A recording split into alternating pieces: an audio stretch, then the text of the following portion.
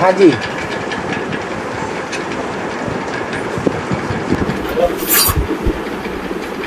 में बचा हुआ खाना तो खाना चाहिए बाबा। है में बचा हुआ खाना तो खाना चाहिए। दिन में एक में बचा हुआ खाना तो खाना चाहिए बाबा। मैं तो बाटे बाबा। है। एक में हाँ बचा हुआ खाना तो खाना चाहिए। हाँ हाँ, एक में खाना खाना चाहिए। हाँ, उसका भेद कर दिया।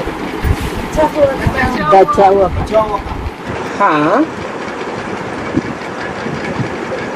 ये हमारा ज्ञान यज्ञ है। क्या है? ज्ञान यज्ञ। इस ज्ञान यज्ञ में भोजन भी है तो ज्ञान जल भी है।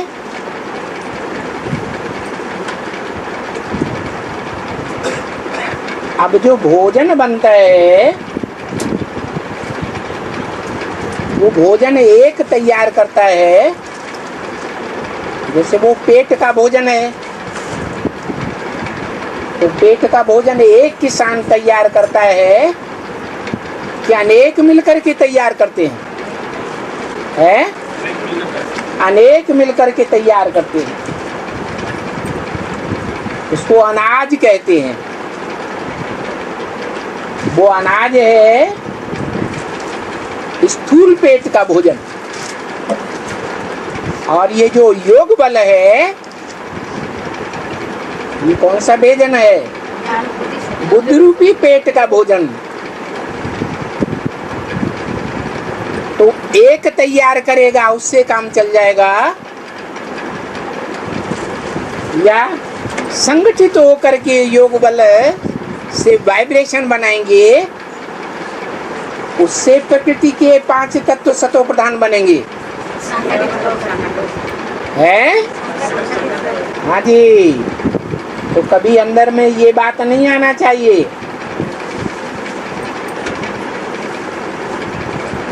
कि हम यज्ञ में संगठित होकर के नहीं चलेंगे। हम अपने घर में बैठ करके योग लगा लेंगे।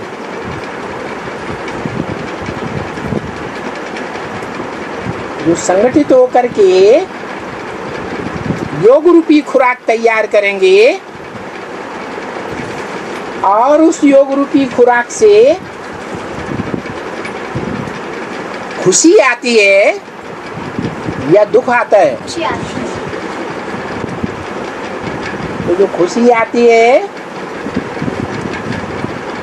वो कोई अकेला भोगने की चीज है या सबको मिलनी चाहिए? तो हमारे संगठित प्रयास से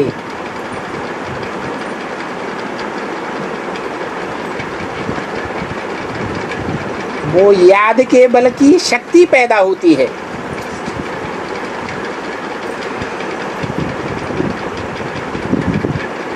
ये प्रैक्टिकल बात है। देखो, इस्लाम धर्म के लोगों ने इस दुनिया में सबसे जास्ती लंबे समय तक राजाई क्यों की है? क्योंकि सभी मुसलमानों का संगठित जो याद का पुरुषार्थ है उसकी एकाग्रता काबा में रखी रहती है। तो संगठन की पावर उनको मिलती है। ऐसे ही हम बच्चे अगर याद की शक्ति इकट्ठी करेंगे तो वो शक्ति हमारे अकेले के काम आएगी या सारी दुनिया के लिए काम आएगी? प्रकृति सतो प्रधान बनेगी तो सारी दुनिया को सुख देगी या सिर्फ हमको ही सुख देगी? सारी दुनिया को सुख देगी। तो ये जो ज्ञान यज्ञ है और उस ज्ञान यज्ञ से जो योग बल पैदा होता है वो बचा हुआ है, सबके लिए बचता है। अब जो जितना ले पाए तो सिर्फ है ये ब्रह्मा भोजन पेट के भोजन की बात नहीं है। ब्रह्मा भोजन भी ब्राह्मणों के द्वारा बनाया जाता है। पवित्र ब्राह्मण बनाते हैं तो बुद्धि पवित्र बनती है। ये वेद का जो याद का भोजन है, ये भी पवित्र ब्राह्मणों के द्वारा बनाया जाता है और ये सबके लिए है।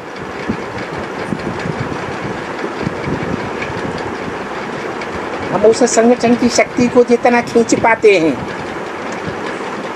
एकाग्र रह करके, नहीं तो कोई कोई तो ऐसे होते हैं संगठन में बैठते हैं, बाहर की दुनिया को याद करते हैं, तो वो वातावरण को बिगाड़ते हैं या सुधारते हैं? बिगाड़ते हैं। आपस में बातें करते हैं, कानाफूसी करते हैं, तो जो याद का वातावरण है वो टूटता है। इसलिए बताया कि यज्ञ में जो बचा हुआ है, जो भी शक्ति बची हुई है, उसको अच्छे से यूज करना चाहिए। अपने लिए भी यूज करें और दूसरों के भी काम आवे। और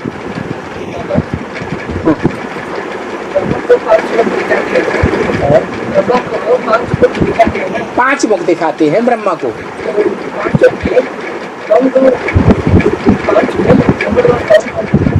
कौन कौन है? ब्रह्मा की 4 भुजाएं तो समझ में आई है, आई। और ये भुजाएं अपने आप चलती हैं या इनको कोई चलाने वाला है? तो जो चलाने वाला है वो 5वां है। क्या ये भुजाएं जो चलती हैं, इनको चलाने वाला ऊपर बैठा हुआ है या भुजाओं के साथ बैठा हुआ है? ऊपर बैठा हुआ है। ऐसे ही विष्णु की जो 4 भुजाएं हैं या ब्रह्मा को जो 4 भुजाएं दिखाते हैं, 4 मुख दिखाते हैं, उन 4 मुखों को चलाने वाला एक अंदर में है, वो 5वां मुख है जो ऊपर की ओर दिखाया जाता है। जो 4 मुख हैं वो 4 दिशाओं में देख रहे हैं, बोल रहे हैं, लेकिन जो 5वां मुख है वो ऊपर की ओर है। तो कौन सा श्रेष्ठ हुआ? जो ऊपर को देख रहा है वो श्रेष्ठ है, वो ही उन 4 को चलाता है। और 5 ब्रह्मा है, दूसरा तीसरा चारा। हाँ, जो ब्रह्मा की भुजाएं हैं या विष्णु की जो भुजाएं हैं, ब्रह्मा सो विष्णु, तो जो विष्णु की भुजाएं हैं उनमें कोई भुजाएं ऊपर की हैं और कोई भुजाएं नीचे की हैं, कोई भुजाएं दाईं ओर की हैं और कोई भुजाएं बाईं ओर की हैं। तो जो दाईं ओर की भुजाएं हैं, उन भुजाओं में ब्रह्मा सरस्वती,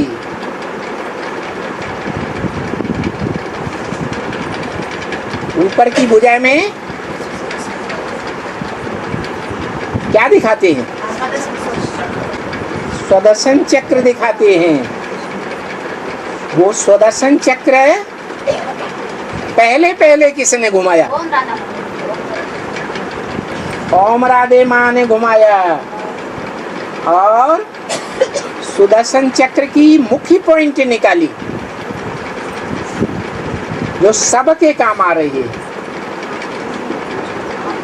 पहले पहले यज्ञ में लाल लाइट का गोला याद किया जाता था।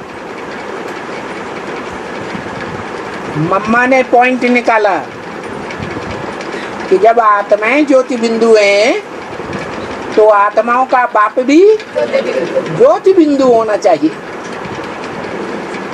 सांप का बाप भी लंबा लंबा होना चाहिए। हाथी का बाप भी मोटा ताजा होना चाहिए। चींटी का बाप भी चींटी जैसा होना चाहिए। तो आत्माओं का बाप भी आत्मा की तरह ज्योति बिंदु होना चाहिए। और सोमनाथ मंदिर में इसका प्रमाण मिलता है। वो सतो प्रधान स्टेज में बनाया गया था। कौन सा मंदिर? सोमनाथ मंदिर। तो सोमनाथ मंदिर में जो लिंग था वो लाल पत्थर का था और उसमें बीच में हीरा जड़ा हुआ था। इसका अर्थ बिल्कुल क्लियर हो गया।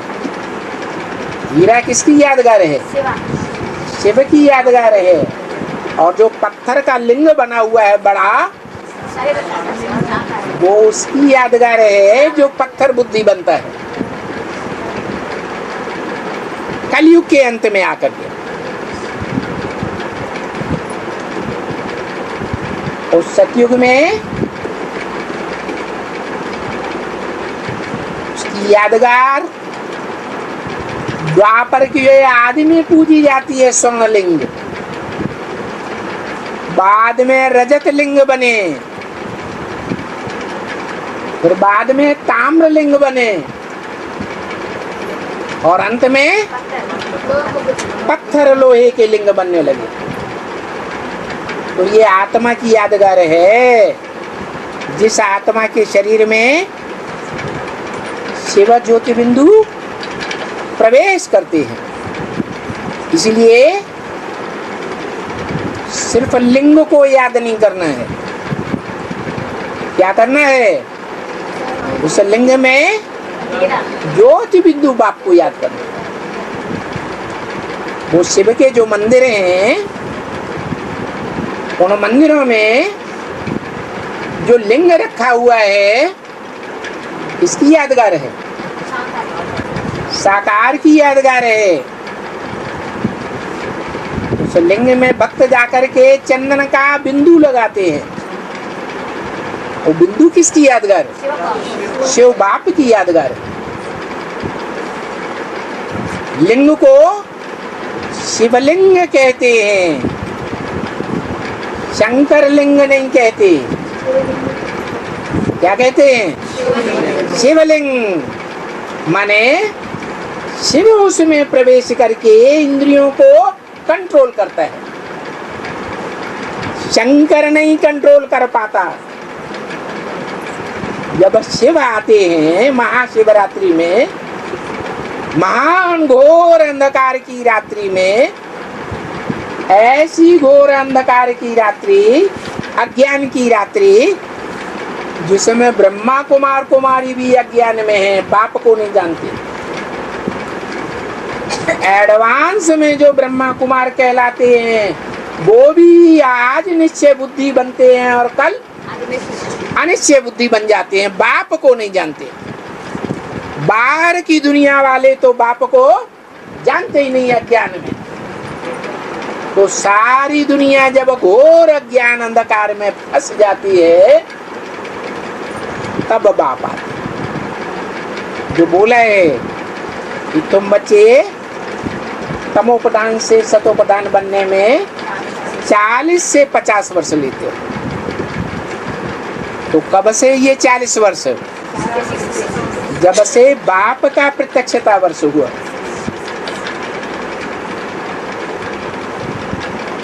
वो मनुष्य सृष्टि का बाप 76 से प्रत्यक्ष होता है और 76 से प्रत्यक्ष होने के बाद 40 वर्ष लगते हैं उसे सतोप्रधान बनने में। तो सतोप्रधान कब बनता है? जब शिव यादगार है, शिव जयंती, महाशिवरात्रि, घोर अज्ञान की अंधकार की रात्रि जब 40 वर्ष पूरे होते हैं तो वो बाप शिव प्रैक्टिकल में प्रत्यक्ष रूप से, गुप्त रूप से नहीं। अभी तक कौन सा पाठ चल रहा है? गुप्त चा पाठ चल रहा है या प्रत्यक्ष पाठ चल रहा है? गुप्त पाठ चल रहा है। फिर वो शिव बाप प्रत्यक्ष पाठ बजाता है, जिसकी यादगार महाशिवरात्रि। तो महाशिवरात्रि में वो शिव बाप प्रत्यक्ष हो जाता है और जो देखे इन आंखों से उस बाप को, और जो इन कानों से उस बाप के 2 शब्द भी सुने, ज्यादा नहीं,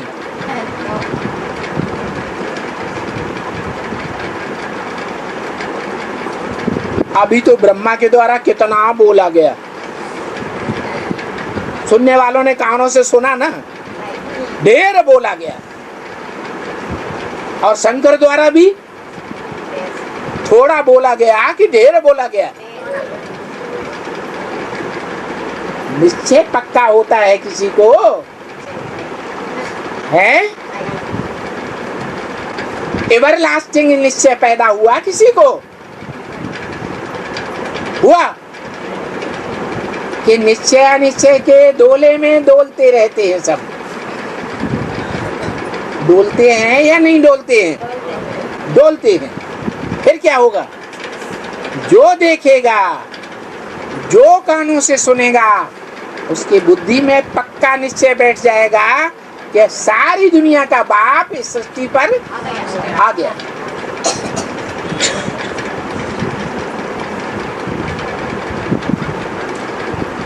तो समझ में आया? हैं? हैं? परम ब्रह्म वो है जो उन चारों भुजाओं को चलाने वाला ऊपर है। जब शिव बाप इस सृष्टि पर आते हैं तो किस में प्रवेश करते हैं ज्ञान का बीज डालने के लिए? ब्रह्मा में, सरस्वती में, लक्ष्मी में, किसमें प्रवेश करते हैं? प्रजापिता में प्रवेश करते हैं। तो वो ही परम ब्रह्म हुआ।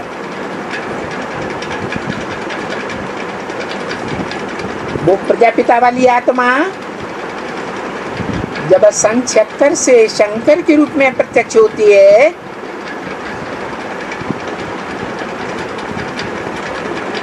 तो वो संपन्न रूप नहीं है, वो सारी दुनिया का गुरु नहीं है। सारी दुनिया शंकर को बाप मानती है? मानती है? नहीं मानती। लेकिन जो आदि में हुआ आदम, जिसमें शिव बाप ने पहले पहले प्रवेश किया आदि में, उसको सारी दुनिया मानती है। उसी के लिए बोला गुरुर ब्रह्मा गुरुर विष्णु गुरुर्देवो महेश्वर गुरु साक्षात परम ब्रह्म। बड़े से बड़ा ब्रह्म, परम माने बड़ा, बड़े से बड़ा ब्रह्मा वो है। और किसी का प्रश्न है? किसी का प्रश्न है, एक ही समय पर कई सेवा सामने आ जाती है तो कौन सा पहला करना है, कौन सा बाद में करना, समझ में नहीं आता। कभी कभी समझ में आता है, कभी कभी समझ में नहीं आता है। हाँ, तो उसको क्लैरिफाई करो, कौन कौन सी सेवाएं आती हैं। वाचा की सेवा आती है, कर्मेंद्रियों की सेवा आती है, वाइब्रेशन की सेवा आती है। कौन सी सेवा सामने आती है? सिर्फ सेवा ना, कई सेवा। हाँ बताओ, कौन कौन सी? कई माने कौन कौन सी? वो किसी का है ना, है किसी का प्रश्न है। और तो किसी से पूरा पूछो, फिर उसके बाद बताओ।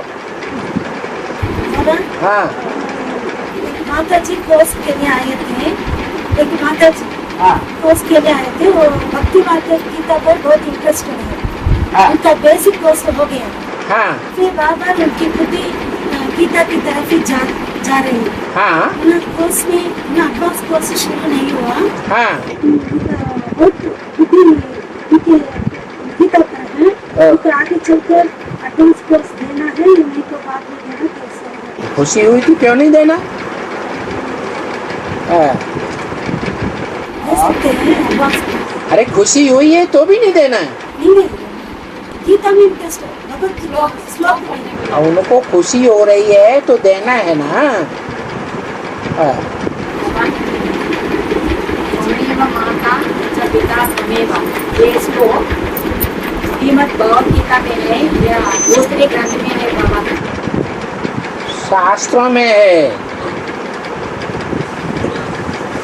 गीता में है माता दाता पितामहम। क्या? मैं माता भी हूँ, पिता भी हूँ, सब संबंध मेरे से है।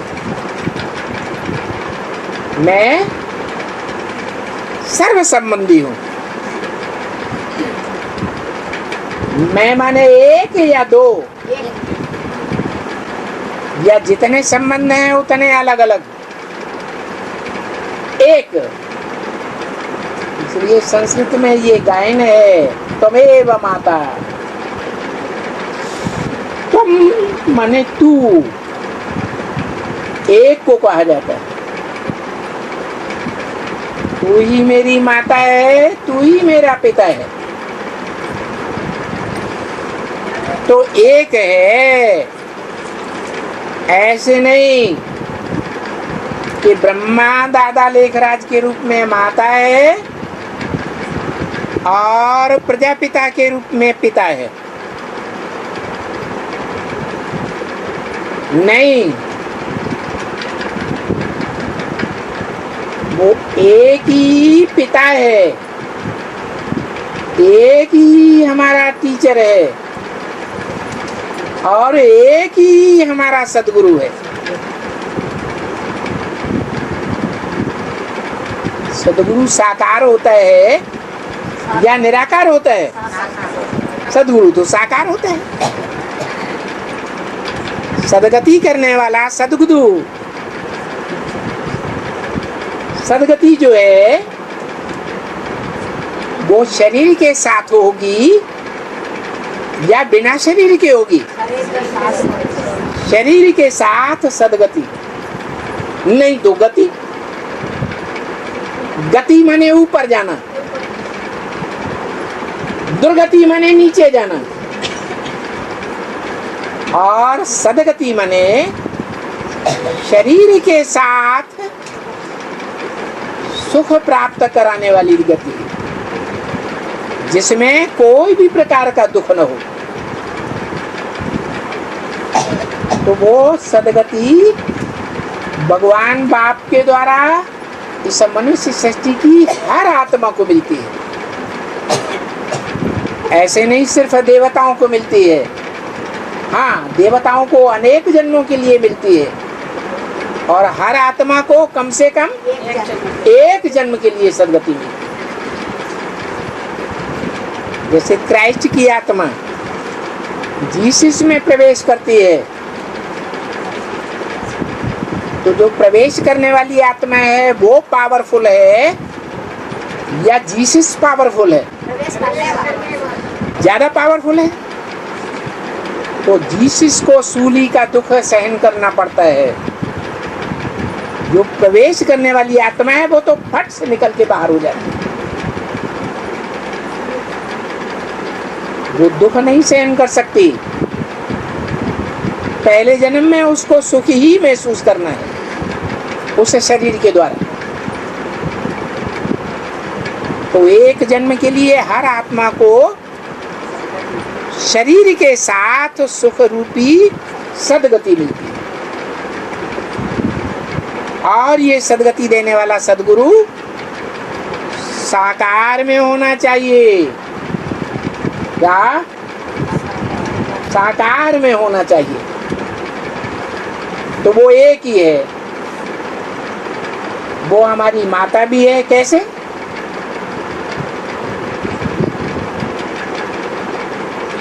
सनातन धर्म में, हिंदुओं में दिखाया जाता है अर्धनारीश्वर, आधा स्त्री आधा पुरुष। वैसे भी स्त्री को अर्धांगिनी कहते हैं। तो एक ही शरीर है और एक ही शरीर में दो पात्रधारी हैं, आत्माएं, जिन्हें हम लोग कहते हैं बाप दादा। क्या? बाप दादा कंबाइंड हैं या अलग अलग शरीरधारी हैं? कंबाइंड है। एक ही शरीर में राम वाली आत्मा भी है जिसमें शिव प्रवेश है, और उसी एक शरीर में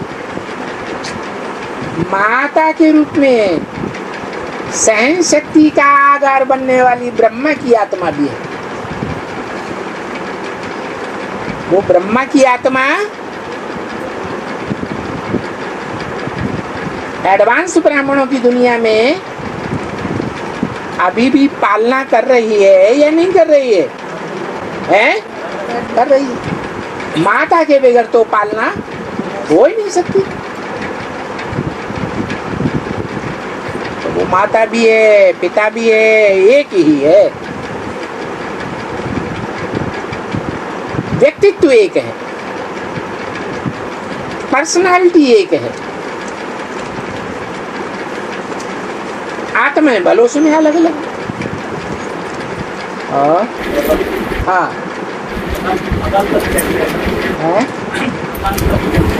अकाल तख्त। हाँ जी, हाँ। कौन से धर्म में अकाल तख्त बहुत मान्यता प्राप्त है? सिख धर्म में।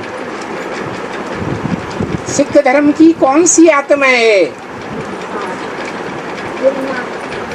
जो अकाल मूर्त है, जिसके लिए बोला है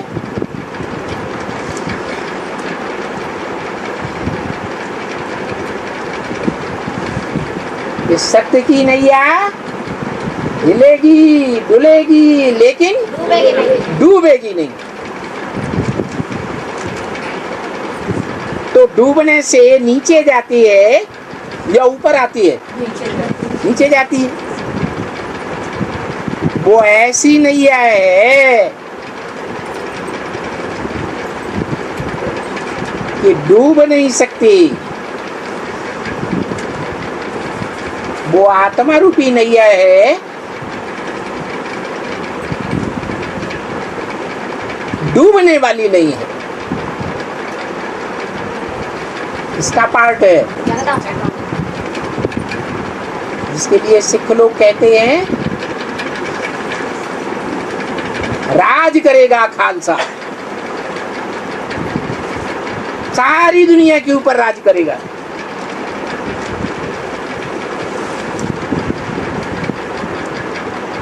सारी दुनिया में सब पतित तमो प्रधान बन जाते हैं,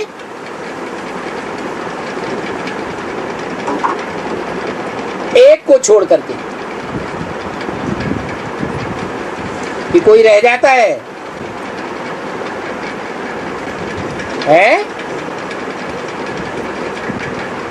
एक भगवान बाप जिस मुकर्रर रथ में प्रवेश करते हैं, उसे छोड़ करके सब अज्ञान अंधकार में डूब जाते हैं, या कोई रह जाता है? और अज्ञान अंधकार में डूबेंगे तो पतित बनेंगे या पावन बनेंगे? तो जब सब पतित अज्ञानी पतित असुर बन जाते हैं, तो उन असुरों का गला काटने के लिए कौन प्रस्तुत हो जाती है? महाकाली। क्या ये गला काटने की बात है? है? हाँ, तो देवान की बात है। सबका देवान काट देती है और उसका अपना देवान बचा रहता है। सबके ऊपर राज्य करती है।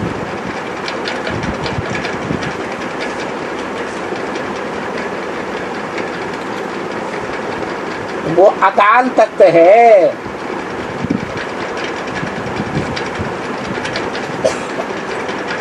क्या हमारा अकाल तख्त क्या है?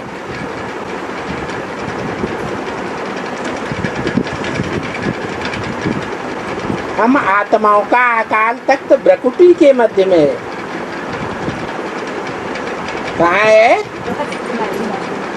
भ्रकुटी, बड़ी पूरी कुटी, जहाँ आत्मा रहती है। तो वो जगदम्बा भी ऐसा पार्ट बजाने वाली है। कैसा? जैसा आज मुरली में बताया कि रहती है भले घर गृहस्थ की कीचड़ की दुनिया में, कोई भी धर्म से कनेक्टेड बच्चों को जन्म देती है। जगत की अम्बा है या सिर्फ सूर्यवंशियों की अम्बा है? सारे जगत में सब धर्म आते हैं कि कोई एक धर्म की बात है? तो सबकी अम्बा है और वो सबकी अम्बा सब बच्चों के ऊपर कंट्रोल करती है।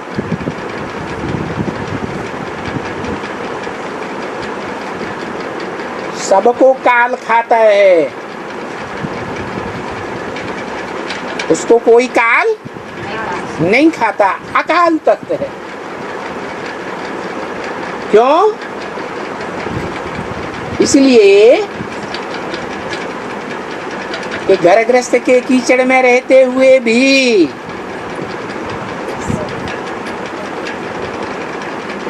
अनेक धर्म की आत्माओं के संसर्ग संपर्क में रहते हुए भी बुद्धि से उपराम रहती है। इसलिए माँ काली का जो पुराना चित्र है, मूर्तियां हैं, उनमें मस्तक में शंकर को बैठा दिखाया गया है। क्या मतलब है? वो भगवान के मुकर्रर रूप को याद करती है, भले किसी के साथ रहना पड़े, तन से रहना पड़े, इंद्रियों से रहना पड़े, कोई के संग में भी रहना पड़े, परंतु बुद्धि से एक बात के साथ। इसलिए उस भ्रकुटी को अकाल तख्त कहते हैं। और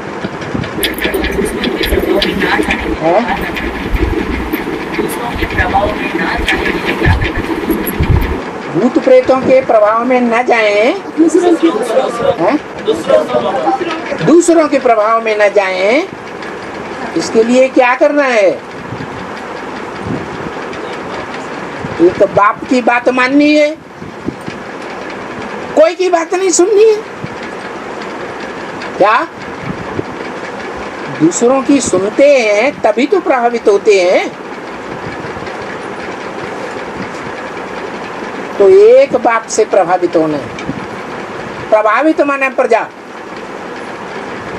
जो यहाँ किसी से प्रभावित होते हैं वो वहां 84 जन्मों में उनकी प्रजा बनेंगे। इसलिए हमें किसकी प्रजा बनना है? प्रजा ही बनना है तो एक बाप की प्रजा बनना है। भले फर्स्ट क्लास प्रजा बने, सेकंड क्लास प्रजा बने, थर्ड क्लास या फोर्थ क्लास भी प्रजा बने, लेकिन किसकी बनना है? एक बाप की प्रजा बनना है। और बाप तो हमें प्रजापद देने नहीं आए हैं, बाप हमें क्या बनाने आए हैं? राजा बनाने आए हैं। तो राजा किसी से प्रभावित होता है क्या?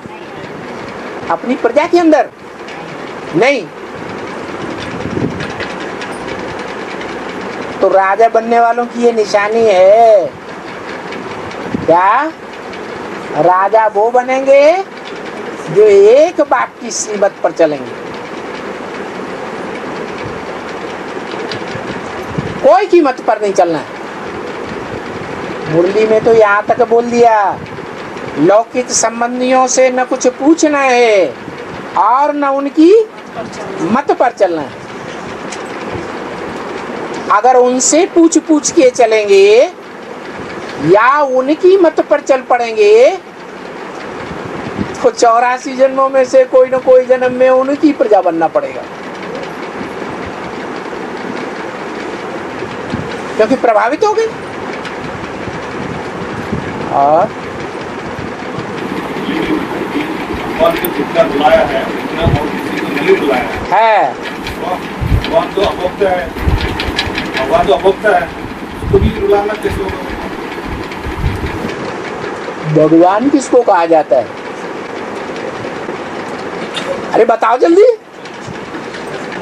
शिव बाप को है? शिव बाप को भगवान, धनवान। धनवान किसको कहा जाता है? शब्द का अर्थ होता है ना, तो धनवान का क्या अर्थ है? धन वाला। और भगवान भाग्य देने वाला। जो सबको भाग्य लिखता है, लिखता है कहाँ आया? धनवान धन लिखता है कि धन वाला है? तो भगवान माने भाग्य वाला निराकार बनता है या साकार बनता है? साकार है। हाँ, तो क्या पूछना है? उसका बुलाना कैसे होगा? अरे जो भाग्यशाली ज्यादा बनेगा वो दुर्भाग्यशाली भी ज्यादा बनेगा कभी तमो प्रधान होने पर, या नहीं बनेगा? भगवान का वो नहीं रखा। भगवान तमो प्रधान में आता है, पत्थर बुद्धि में आता है या सतो प्रधान में आता है? तो तमो प्रधान हुआ ना। पतितम कामी कांटे में कौन आता है? पावनतम आता है। क्या? ये दोनों का संगम है। जो एवर प्योर है उसका, और जो एवर इम्प्योर है पतित है। विषयी है या निर्विषय है? एवर पतित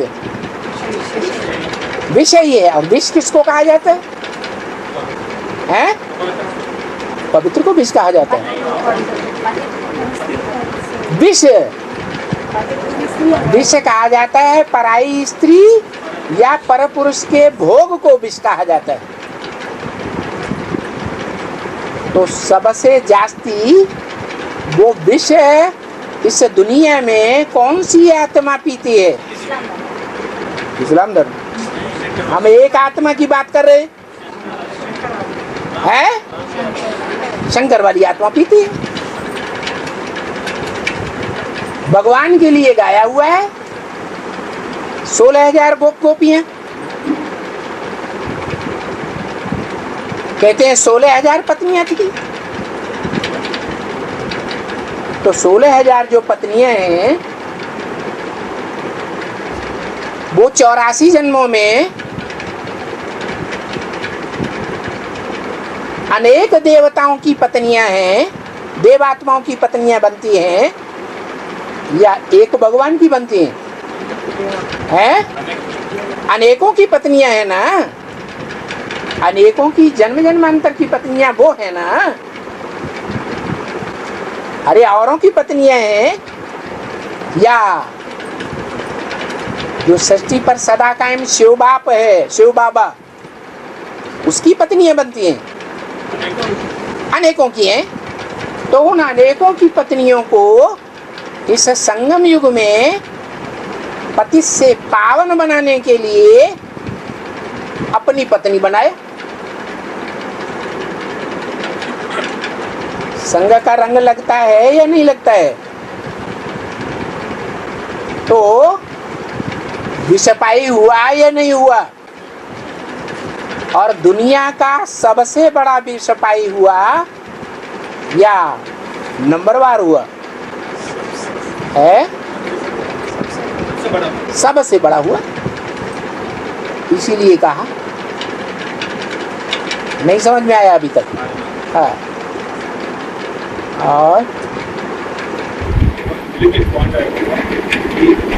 जबकि गाया हुआ है पिता ब्रह्मा भी 100 वर्ष बाद चले जाते हैं। हाँ जी, ब्रह्मा की आयु ही 100 साल है।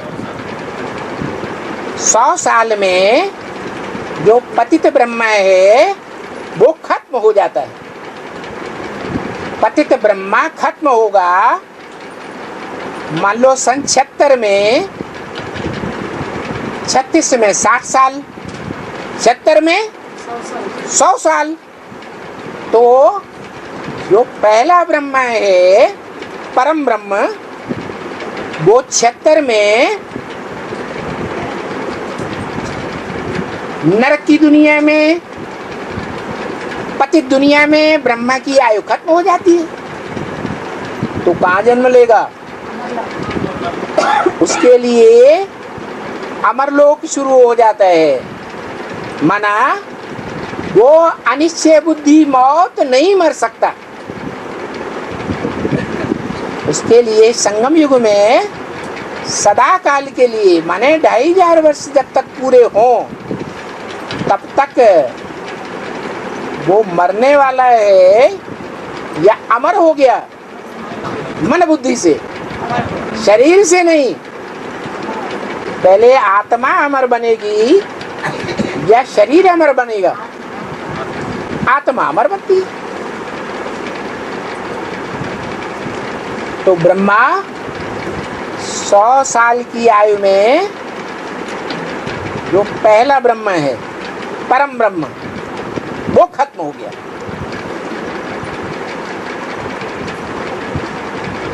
तो क्या बन गया फिर?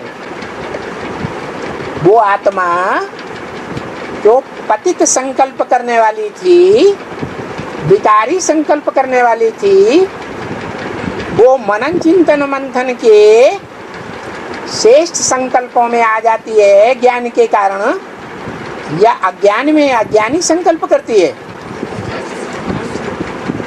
तो पतित पार्ट बजाने वाली हुई संकल्पों से, या पावन पार्ट बजाने वाली हुई? पावन पार्टधारी हुई। माना ब्रह्मा मृत्युलोक में खत्म हो जाता है 100 साल की एज में, और उसका अमरलोक शुरू हो जाता है। और ब्रह्मा चला जाएगा तो बाप भी चला जाएगा। ब्रह्मा चला जाएगा तो बाप भी चला जाएगा। इस दुनिया में आग लगकर पूरी होगी तो ब्रह्मा जाएगा कि नहीं जाएगा? तो बाप भी गया कि नहीं? मनुष्य सृष्टि का, मनुष्य सृष्टि का जो बाप है, जो पतित संकल्प करने वाला था, वो गया कि नहीं गया? नरक की दुनिया से वापस गया कि नहीं गया? वापस गया। और तो 40 वर्ष बैठ समझाते हैं। हाँ, ये जो 76 से लेकर के और 2017-18 तक रुंग सहित जो 40 वर्ष पूरे होते हैं, वो समझाने का पार्ट है। उससे पहले सुनाने का पार्ट है। 76 से पहले क्या है? सुना या समझा? सुना। उसके बाद समझाने का पार्ट है 40 वर्ष तक। हाँ, उसके बाद फिर नहीं समझाएगा। राम वाली आत्मा को समझाएगा। 40 वर्ष के बाद फिर बाद में कृष्ण वाली आत्मा को समझाएगा या राम वाली आत्मा को समझाएगा? है कृष्ण वाली आत्मा समझेगी। बाप नहीं रहे है बाप नहीं रहे। बाप कहते हैं, शिव बाप कहते हैं मैं आता हूं तो एक विरुद्ध लेकर के आता हूं, तुम बच्चों को आप समान बना करके जाऊंगा। तो नंबरवार बनेंगे या सब एक जैसे बनेंगे? तो कोई 100% बनेगा, कोई बनेगा। तो जो बनेगा उस बच्चे को दुकान सौंपेगा 60 रुपये या नहीं सौंपेगा? जो बड़ा बच्चा होता है, बाप वानप्रस्थी हो जाता है, तो दुकान संभालता है या नहीं संभालता है? इसीलिए बोला दुकान संभाल रहे पापा। हाँ, तो ब्रह्मा चला जाएगा तो बाप भी चला जाएगा, ब्रह्मा तो ये बात यहाँ के लिए है, मनुष्य सृष्टि के बाप के लिए। मनुष्य के बाप है ना, तो शिव भी होगा ना पापा 40 साल के बाद। मनुष्य सृष्टि का बाप चला गया, जो दुष्ट संकल्प करने वाला था, विकारी संकल्प करने वाला। अब वो आत्मा निर्विकारी संकल्प करने वाली अमरलोक में आ गई या मृत्युलोक में रही, वहां की बात। और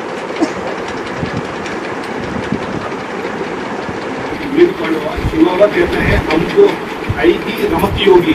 हाँ, रमतू रमजबाज, रमता योगी हो। आज यहाँ तो कल वहाँ, ये जोगी वाला फेरा था। रमता रहता हूँ या एक जगह बैठ जाता हूँ? रमता जोगी है ना, कि एक जगह बैठने वाला है? एक व्यापी तो है, और जिसमें एक व्यापी है उसके द्वारा जो पार्ट बजाता है वो रमता जोगी का पार्ट बजाता है, कभी इधर कभी उधर, कि एक जगह बैठा हुआ है। कैसा पार्ट बजा रहा है?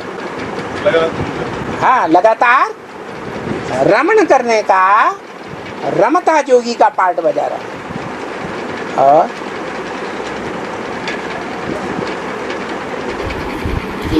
आपके साथ सर्वसंबंध बताते हैं बाबा। तो बोलने में बोलते कि आपके साथ सर्वसंबंध है, लेकिन उसको प्रैक्टिकल में लाना कैसे होगा? क्यों, क्या हुआ? वो सर्वसंबंध तो दिन में एक बाप का संबंध है, पंचायत का संबंध है, माँ का संबंध, एक संबंध है। हाँ, सर्वसंबंध हम कैसे? सर्वसंबंध एक साथ होंगे या सर्वसंबंधों का टाइम अलग अलग होगा? अरे बाप भी संबंध है, बाप भी संबंध बना लिया और पति का भी संबंध बना लिया उसी सेकंड में। अरे शूटिंग का टाइम अलग अलग होगा या एक ही होगा? तो बस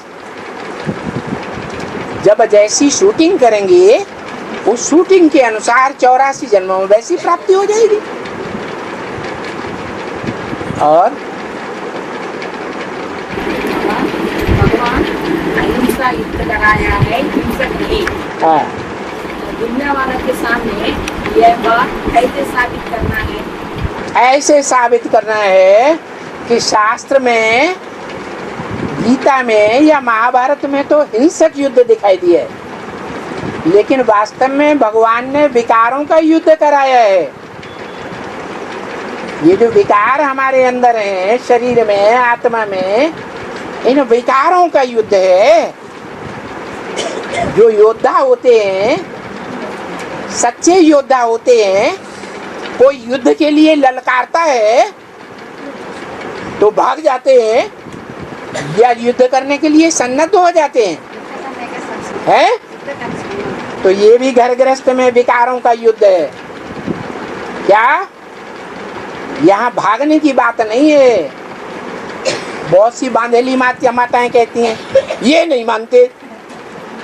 अरे वो युद्ध करना चाहते हैं तो तुम युद्ध नहीं कर सकते और युद्ध करके विजय नहीं बन सकते।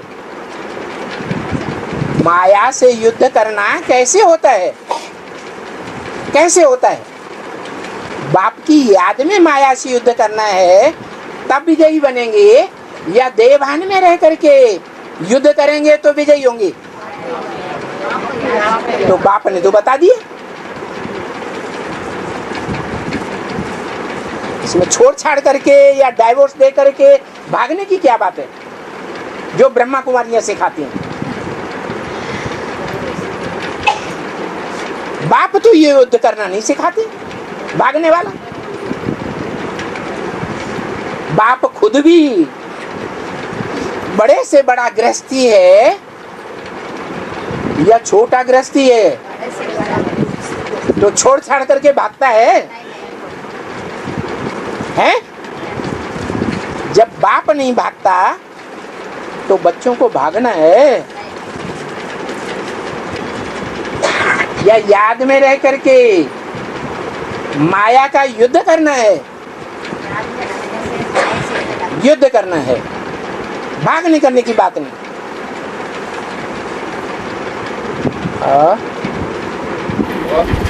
ज्ञान का आधार पवित्रता है। ज्ञान का आधार पवित्रता है। ज्ञान का आधार पवित्रता। पवित्रता। पवित्रता किसे कहा जाता है? शिव के मंदिर में शिवलिंग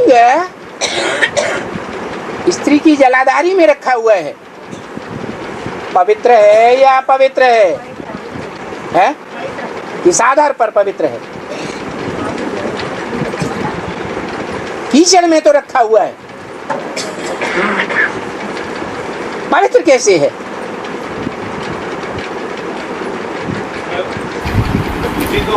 हाँ, जो साकार है पुरुषार्थी वो बुद्धि से उपराम है। इंद्रियां तब ही अपना भोग भोगेंगी जब मन बुद्धि इंद्रियों में लिम्पायमान होगा। अगर इंद्रियों में मन बुद्धि लगी हुई नहीं है, शिव बाप की याद में उपराम हो गई, तो विकारों का सुख अनुभव होगा? नहीं अनुभव हो सकता। जैसे मिसाल दिया, कोई महबूब है, अपनी महबूबा की याद में कारखाने जा रहा है, आंखें खुली हुई हैं, कारखाने पहुंचता है और कोई पूछता है कि आपने रास्ते में मुझे देखा था? वो कहता मैंने नहीं देखा। अरे कहता तुम्हारी आंखें तो खुली थी, फिर कैसे कहते हो कि नहीं देखा? तो क्या कहता है? मैं अपनी महबूबा की याद में था, ऐसी गहरी याद में था, लीन था कि मुझे कोई देखने में नहीं आ रहा। तो ऐसी याद योगी की नहीं हो सकती? हो सकती है या नहीं हो सकती है? हो सकती है। और आदि में बाबा ने गीता का ग्रंथ हाथ में लेकर श्लोक पढ़ते थे, ये बात मुरली ने बताया। हाँ जी। और आदि में हुआ वो अंत में भी होगा ना। तो अभी गीता ब्रह्मा कुमारियों के ज्ञान में अभी गीता का सच्चा अर्थ नहीं निकल रहा है, नहीं निकल रहा है। अरे झूठे अर्थ देने वाली गीताएं दुनिया में ढेर की ढेर गीताएं टीकाएं छपी या नहीं छपी? छपी, लेकिन उन गीताओं से सभी में भगवान सर्वव्यापी साबित हो रहा है या एक व्यापी साबित होता है? और जो प्रजापिता ब्रह्मा कुमार कुमारियों के बीच में गीता तैयार हुई है, ईश्वरीय ज्ञान के अर्थों के मुताबिक उसमें एक व्यापी साबित होता है या अनेक व्यापी साबित होता है? तो जो आदि में गीता थी वो अभी अंत में गीता नहीं निकली? निकली या नहीं निकली है? अरे बोलो, निकली, और आगे चल करके और भी रिफाइंड होती जाएगी। लेकिन पापा वो गीता पढ़ेंगे ना भविष्य में? कौन पढ़ेंगे? बाबा हाथ में लेकर पढ़ेंगे ना? बाबा पढ़ेंगे, शिव बाबा पढ़ेंगे या कृष्ण की आत्मा पढ़ेगी? पढ़ता कौन है? विद्यार्थी पढ़ता है या टीचर पढ़ता है? विद्यार्थी पढ़ता है, टीचर उसका अर्थ बताता है। लेकिन ये पढ़ने का काम महाशिवरात्रि पहले होगा या अभी कृष्ण वाली आत्मा पढ़ रही है? शास्त्र नहीं पढ़ती है क्या? शास्त्रों के श्लोक नहीं बोलती है क्या? बोलती है कि नहीं? बाप जब बोलते हैं तो बाप की बोली के बीच में इंटरफियर करके ब्रह्मा की आत्मा बोलती है या नहीं बोलती है? तो बोलती है।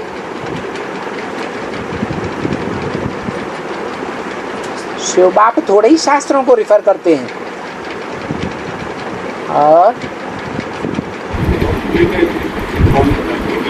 है ब्रह्मा की आयु 100 वर्ष, इसमें ब्रैकेट में लिखा हुआ इज इक्वल टू 10 वर्ष। हाँ जी, इसका अर्थ ये है कि जो प्रजापिता है वो जब ज्ञान में आ जाता है दूसरा जन्म लेकर के, तो उसकी बुद्धि में एडवांस ज्ञान उभरता है या नहीं उभरता है? तो उस एडवांस ज्ञान की ताकत 10 गुनी बढ़ जाती है या बेसिक ज्ञान के बराबर रहती है? इसीलिए बताया ब्रह्मा की आयु 100 वर्ष और 69 के बाद वही ब्रह्मा वाली आत्मा जब दोबारा ज्ञान जन्म लेकर के ज्ञान में आती है तो उसका एक एक वर्ष कितने वर्ष के बराबर हो गया है? 100 वर्ष के बराबर हो गया। 77 तक आते आते वो टाइम पूरा हो जाता है 77 में संपूर्णता वर्ष। इसलिए बताया 10 वर्ष बराबर 100 वर्ष। और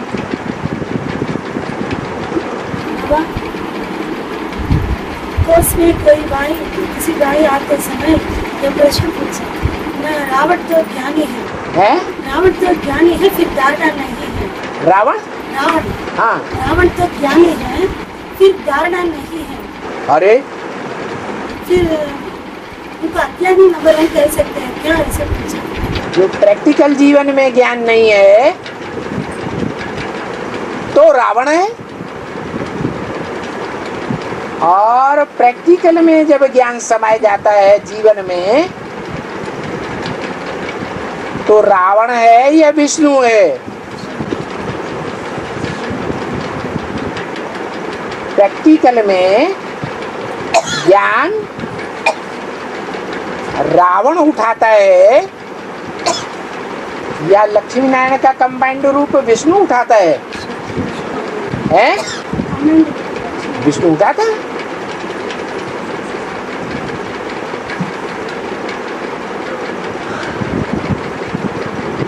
और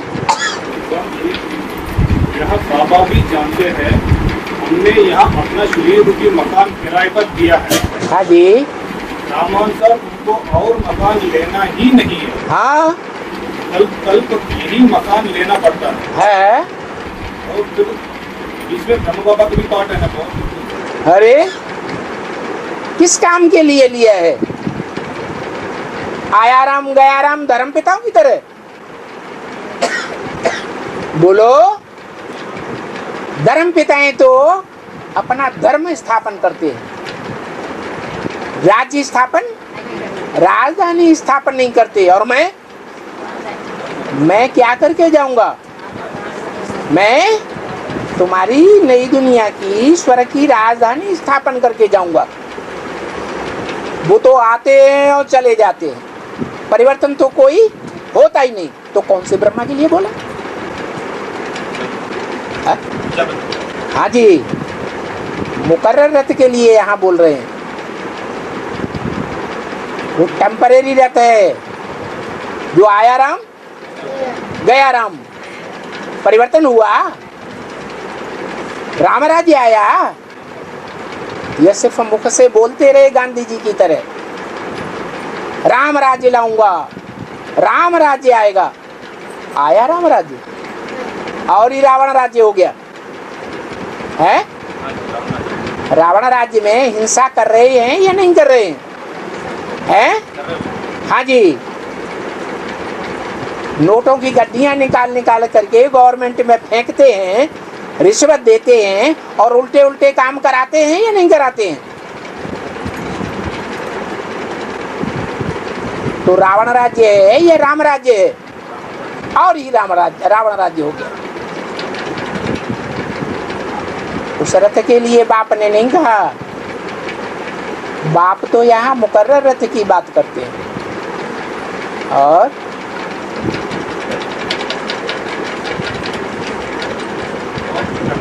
ओम शांति।